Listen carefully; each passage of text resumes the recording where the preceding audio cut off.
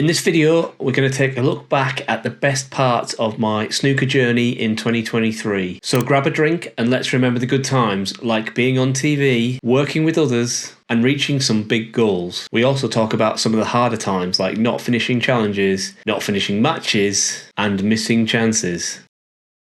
Hey all, and welcome to another Wrote for a Cue video. If you've been following this channel for a while, you will know that in 2022 I became a snooker player and I started making videos about it. But it was in 2023 that I really started to ramp things up. And in this video, we're going to take a look back at some of the highlights and lowlights of 2023. Now, this is a video I wanted to put out a few weeks ago, but just time got in the way, so I haven't been able to do it until now. You all gave me great feedback in 2024, both about the channel and about my snooker. And I'm really looking forward to 2024 to being able to put some of those things into action. But for now though, I want to take a look back at what we did in 2023. The year started out with the ping of super light snooker balls as I got to grips with my Christmas present, which was a set of the balls from snooker coach to the stars, Chris Henry. These balls are much lighter than regular snooker balls, about 10% of the weight at about sort of 14 or 15 grams versus 140-ish grams for a normal ball.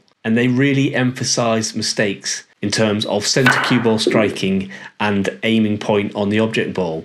I still need to practice more with them, but they really have helped me find the centre of the cue ball. Now, I'm not sure they helped me too much with my long potting, or rather my aiming on the object ball, because the video I did on this was far from conclusive. I do want to keep trying with this and work my way further through the Chris Henry The Balls course and see if they can further help improve my game for 2024.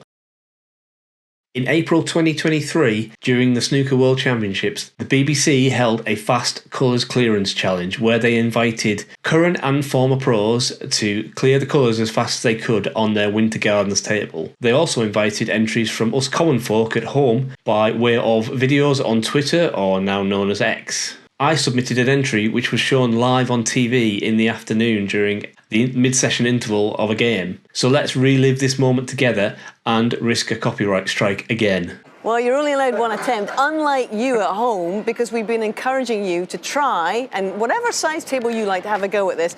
Now, I'm not sure this fella's name, but his Twitter handle is Rope for a Cue, which is rather appropriate. Mine is Lasso for a Cue. And we asked you to send your efforts in on social media. Now, look at this. This fella's going well. He's got the sneakers on. He's moving around here, Stephen. It's not bad at all. He's got the clock going. A long blue.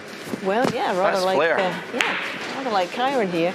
And this is a very good effort. I like it because the cue ball's not travelling from blue to pink a long distance. Well, it's very late at night. It's practically candlelit in there, so he's obviously had a few goes at this. And Kyron, look at this. High black. Very nicely done. Yeah, I was very pleased with both the completion of the challenge and the nice comments I got from YouTube's own Stephen Hendry. I really hope the BBC and ITV do something similar on their upcoming broadcasts of tournaments, and I'll definitely be giving those a go if they do.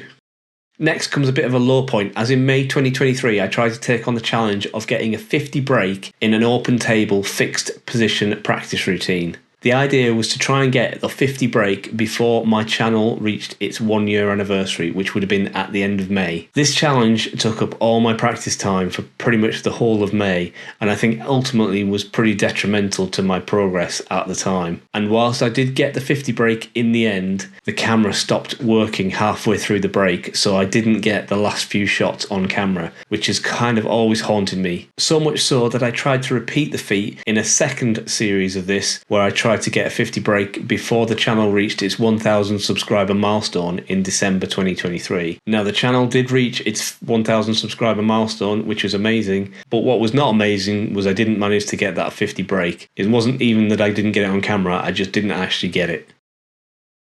Then came the summer of 2023 and my neighbour and I decided to take on the challenge of doing a best of 35 frames mammoth snooker match over the summer. Inspired by watching Luca Brazil win the World Championships in mighty fine style. We thought it would be fun to do during the quiet summer months and it would help give me content for the channel.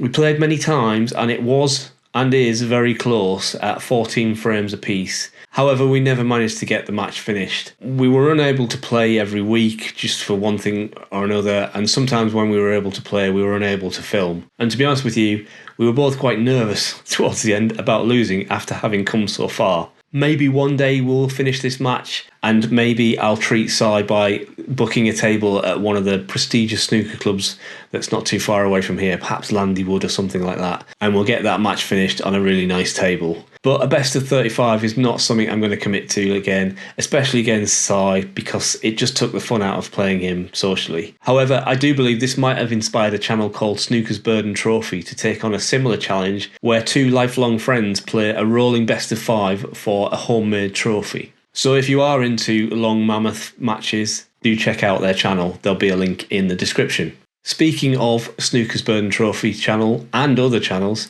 2023 was the year I started working with other snooker content creators on YouTube. First of all, I played a few frames with Andy from Work, Rest and Play Snooker at his club down in Surrey, which was not too far from where I was working at the time. Meeting Andy was fun, and whilst he's definitely ahead of me in terms of snooker ability, I think doing the collaboration really gave both of our channels a bit of a boost. We also held the inaugural CueTube Invitational Tournament. This is a special invitational tournament just for snooker content creators here on YouTube. We kept it quite small in the first one with just myself, Andy from Work, Rest and Play Snooker, as well as Mark and Steve from Snooker's Burden Trophy. It was a challenge to organise, especially at quite short notice, but it was fun to meet those guys and play them as well. I won't spoil the result for those who haven't watched it, but I do feel I didn't play as well as I am capable of, or I was capable of back then, and I feel that was partly because it was just such a stressful day, and a long day. But that said, in 2024 we want to make CueTube even bigger and better,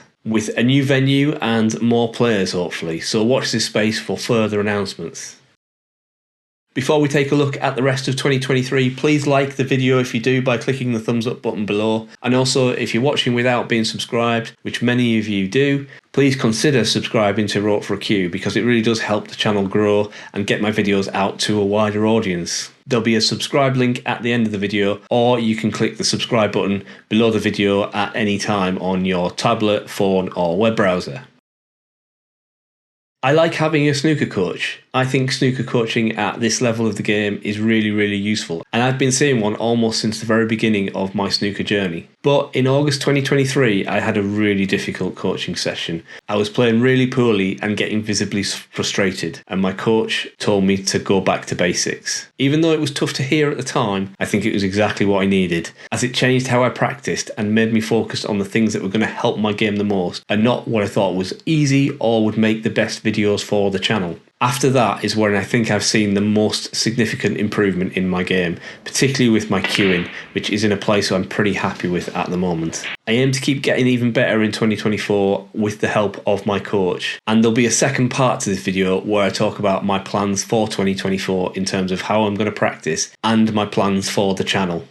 2023 was the first full year of involvement in GA Snooker, which is what I call my club within a club. I'm now a committee member, having built as a website for running leagues and tournaments, and I'm a regular contributor of ideas and time. 2023 was also when I started being competitive in some of the events, starting with the Summer League, where after a playoff with my most regular playing partner Isaac, I came runner-up. Whilst I was gutted to lose the playoff at the time and fell into my old habit of blaming bad luck, I did have some chances in that match, and particularly in the deciding frame, where I was a fair few points up with not many balls left on the table. However, I secretly feel that before that playoff, although we were level on points, by any other metric that would decide a league, I would have won it. So I beat Isaac in our match in the league itself, and I also had more wins than he did. But I'm not bitter. Obviously, we'd agreed to start with that if anybody finished on equal points, we'd play a decider, whatever. This did, however, result in an increase to my handicap, which meant I had pretty low confidence going into the Christmas knockout tournament. But lo and behold, I ended up going all the way in that tournament and winning it. So, along with the runner-up trophy for the Summer League, I now have some pretty significant silverware from my snooker exploits. Now, you may be asking, where were these matches and then why weren't they on the channel? Well, I think one of the things that made the difference here was the fact that they weren't filmed,